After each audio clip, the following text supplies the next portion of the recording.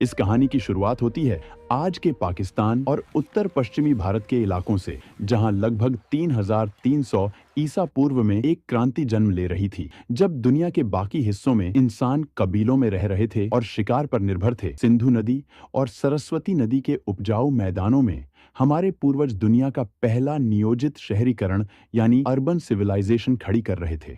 यह सभ्यता 10 लाख वर्ग किलोमीटर से भी ज्यादा इलाके में फैली थी, जो उस समय के मिस्र और मेसोपोटामिया की सभ्यताओं को अगर मिला दिया जाए तो उससे भी बड़ी थी।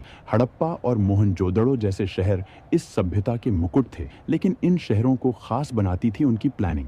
अगर आप ड्रोन लेकर उस समय ऊपर उड़ते तो आपको नीचे एक विशाल शतरंज की बिसात बिछी हुई दिखाई देती। इसे ग्रिड सिस्टम कहा जाता है। सड़कें टेढ़ी मेढ़ी नहीं थीं, बल्कि एक दूसरे को 90 डिग्री के समकोण पर काटती थीं। मुख्य सड़कें उत्तर से दक्षिण की ओर जाती थीं, ताकि हवाएं जब चलें तो पूरा शहर अपने आप साफ हो जाए। ये इंजीनियरिंग का वो स्तर था जो आज भी दुनिया भर के आर्किटेक्ट्स को हैरान कर देता है। हड़प्पा के इंजीनियरों को ईंटों का जादूगर कहा जा सकता है। उन्होंने निर्माण के लिए एक ऐसा स्टैंडर्ड तय किया था जो पूरे साम्राज्य में लागू होता था, चाहे आप उत्तर में हो या दक्षिण में।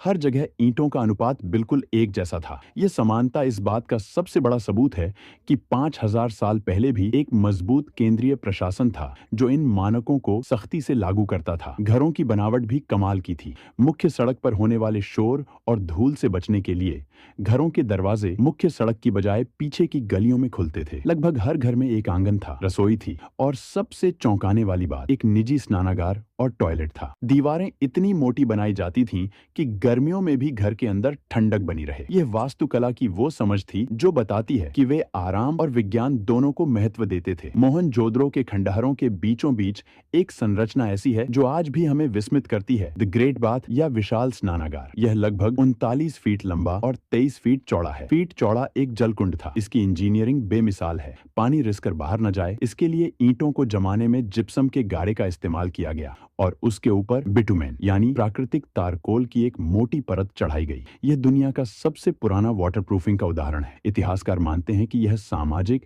या धार्मिक अनुष्ठानों के लिए इस्तेमाल होता था। लेकिन पानी की कहानी सिर्फ यहाँ तक सीमित नहीं थी। गुजरात के धोलावीरा शहर ने तो जल संरक्षण में कमाल ही कर दिया था। यह शहर रेगिस्तान के बीच में था, इसलिए वहां के इंजीनियरों ने बारिश के पानी को इकट्ठा करने के लिए विशाल जलाशय और बांध बनाए। उन्होंने चट्टानों को काटकर ऐसे चैनल बनाए जो नदी के पानी को शहर के बड़े टैंकों तक लाते थे। धोलावीरा का जल प्रबंधन सिस्टम आज भी आधुनिक हाइड्रो इंजीनियर्स के लिए एक केस स्टडी है। हड़प्पा की अर्थव्यवस्था की रीढ़ थी उनका व्यापार, और इस व्यापार का केंद्र था लोथल। गुजरात के तट पर स्थित लोथल में दुनिया का सबसे पुराना जात मानव निर्मित बंदरगाह मिला है। यहाँ ईंटों से बना एक विशाल बेसिन था जहाँ समुद्र से आने वाले जहाज लंगर डालते थे। यहाँ से हड़प्पा के जहाज तांबा, हाथी दांत, मनके और लकड़ी लेकर मेसोपोटामिया, आज का इराक, ओमान और बहरीन तक जाते थे। मेसोपोटामिया के प्राचीन लेखों में हड़प्पा को मेलुहा कहा गया है।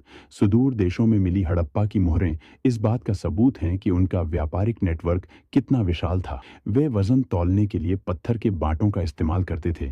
लेकिन इस सभ्यता का सबसे बड़ा रहस्य आज भी हमें चुनौती दे रहा है, उनकी लिपि। हड़प्पा के लोगों ने हजारों मुहरों पर, बर्तनों पर और तांबे की प्लेटों पर कुछ लिखा है। लगभग 400 से ज्यादा अलग अलग अक्षर मिले हैं। धोलावीरा में एक बड़ा साइन बोर्ड मिला है जिस पर 10 बड़े अक्षर लिखे हैं। शायद यह दुनिया का पहला बिलबोर्ड था, लेकिन 100 साल की कोशिशों के बाद भी हम इसे पढ़ नहीं पाए हैं। हम नहीं जानते कि वे कौन सी भाषा बोलते थे। जिस दिन यह लिपि डिकोड हो जाएगी, उस दिन इतिहास दोबारा लिखा जाएगा। धर्म की बात करें तो वे प्रकृति पूजक थे। सबसे दिलचस्प है पशुपति सील, जिसमें एक व्यक्ति योग मुद्रा में बैठा है और जानवरों से घिरा है। कई विद्वान इसे भगवान शिव का प्रारंभिक रूप मानते हैं। स्वास्तिक का चिन्ह, पीपल की पूजा और मांग में सिंदूर, ये सब हमें विरासत में वहीं से मिले हैं। इतनी महान, इतनी विकसित सभ्यता जो लगभग 1000 सालों तक शान से खड़ी रही, आखिर उसका अंत कैसे हुआ? 1900 ईसा पूर्व के आसपास शहरों में गिरावट आने लगी, नालियां जाम होने लगीं और व्यापार ठप पड़ गया। पहले माना जाता था कि आर्यों ने हमला किया, लेकिन अब विज्ञान ने इसे नकार दिया है। असली कातिल था जलवायु परिवर्तन। सैटेलाइट इमेजरी बताती है कि उस समय सरस्वती नदी, जिसके किनारे सैकड़ों बस्तियां थीं, वह सूखने लगी क्योंकि टेक्टोनिक टेक्टोनिक हलचल ने उसके पानी को यमुना की तरफ मोड़ दिया। दूसरी तरफ सिंधु नदी ने अपना रास्ता बदल लिया, जिससे भयंकर बाढ़ आई। मानसून कमजोर पड़ गया और सूखा पड़ने लगा।